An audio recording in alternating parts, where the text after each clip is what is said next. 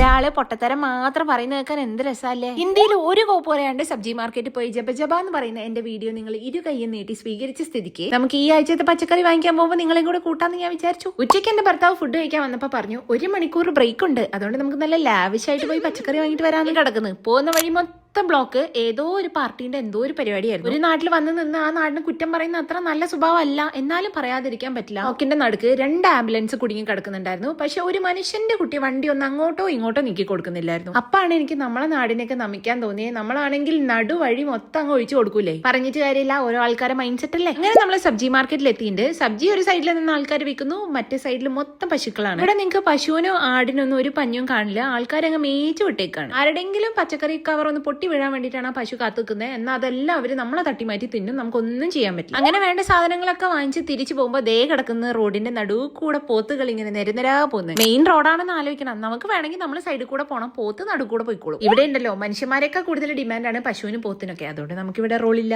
ഒരു പച്ചക്കറി വാങ്ങി വരുമ്പോഴത്തേന് എന്തെല്ലാം കാഴ്ചകൾ കാണണല്ലേ. തിരിച്ചു വരുമ്പോൾ നമുക്ക് വെള്ളം കൂടി എടുക്കണമായിരുന്നു. ഇത് ഡ്രിങ്കിങ് വാട്ടർ ആണ്. നിങ്ങൾ ആ സെറ്റപ്പ് ഒന്നും നോക്കണ്ട, നല്ല വെള്ളമാണ് കേട്ടോ, നമുക്ക് തിളപ്പിക്കാണ്ട് തന്നെ കുടിക്കേ. അപ്പൊ ഇന്നത്തേക്ക് ഇത്രേ ഉള്ളൂ, ബാക്കി നാളെ കാണാം. ബൈ.